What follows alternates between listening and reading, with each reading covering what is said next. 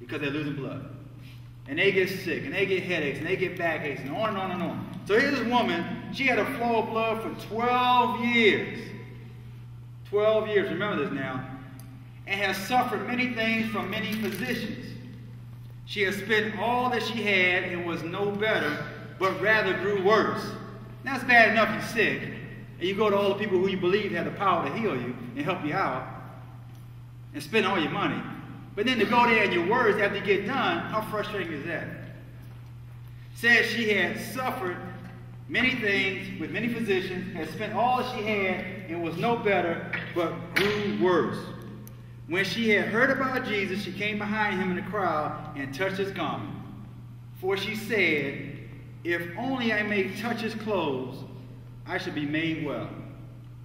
I don't know how big this lady was. I don't even know how strong this lady was.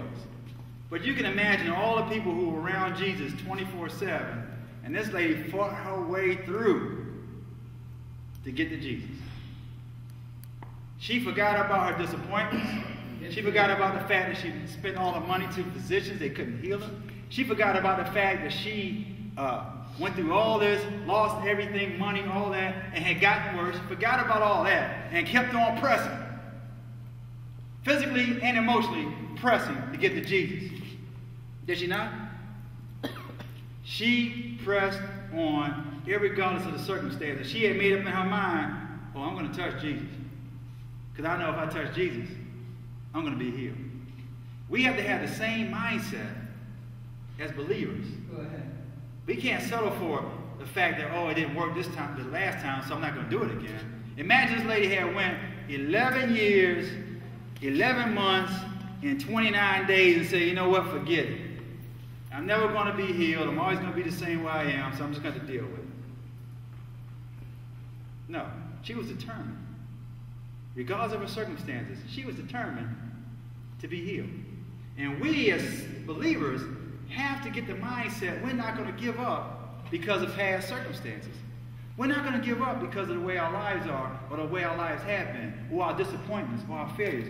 We can't give up, saints, because we don't know just how close we are to seeing the manifestation of that thing that we want to see come to pass. We hinder God from fulfilling some things in our lives because we give up.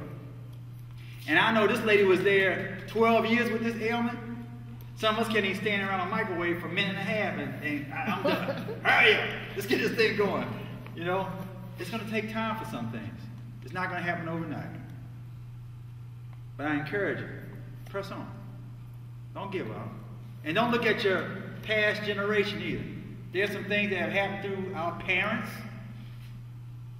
our relatives, uncles, nieces, aunts, nephews, whomever. There's been some things that they've done in our lives that were not good for us. But it doesn't mean we have to carry that on to the next generation. We can stop these things, but the choice is ours. But we have to forget all those things that happened to us in order to press on. You ever grew up in a household with no father? Grew up in a household with alcoholic parents? Abusive parents? The list goes on and on and on. But we have to decide we're not going to be what they were to us. Because if we don't forget what they did to us, we'll be the exact same things they were to us, to our kids. Not intentionally, but it'll carry on. It'll carry on. I've seen it. Generational, generational, generational. I had made a vow to God when I got saved. I said, God, I want it to start with me. I want it to start with me. Everything that I didn't see coming up as a kid, as far as parenthood and bringing up kids, I want it to start with me. I'm not going to carry it on to the next generation. But I had to forget. And I'm not saying that when I forgot that I had complete healing. Because even some days right now in my life, I still deal with some of the pain that came along with being brought up the way I was brought up. And I was brought up in a great household. My mom did a fantastic job. But without having a father there and being the oldest of 3 kids, it just brought a lot of extra stress and things in my life that I really had to deal with. All right?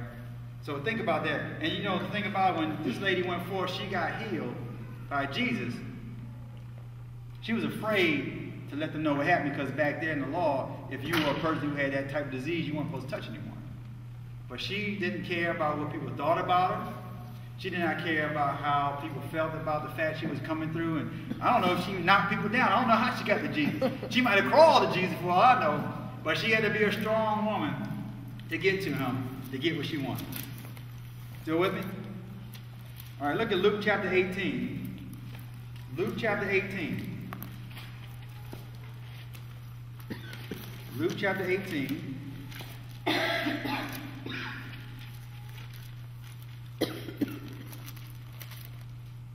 Starting at verse number 1. We're talking about pressing on. Pressing on. Luke 18, starting at verse number 1, it says, "Then he spoke a parable to them that men always ought to pray and what? And what? Not give up. And not what? Faint. And not to faint. And not to faint. And not to give up." This is what Jesus is telling them now. He said, I want you to pray, and I don't want you to ever give up. And then he gives an example here. He says, saying, there was in a certain city a judge who did not fear God nor regard man. Now there was a widow in that city, and she came to him saying, get justice for me from my adversary. And he would not for a while, but afterward he said within himself, though I do not fear God nor regard man, yet because this widow what?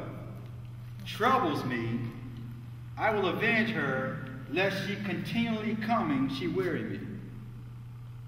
So what Jesus is saying to us is, no matter what's going on, when you're praying, don't give up. Don't give up. Now I'm going to go real fast over here. I want you to turn to Daniel chapter 10 for me. Just to show you an example of this real quick. Daniel chapter 10, starting at verse number 2. Daniel 10, starting at verse number 2. Have you ever prayed a prayer and it didn't come to pass? Not a trick question. You ever prayed a prayer and it didn't come to pass? Yes. Okay. Daniel chapter 10, starting at verse number 2. When you get there, say praise the Lord.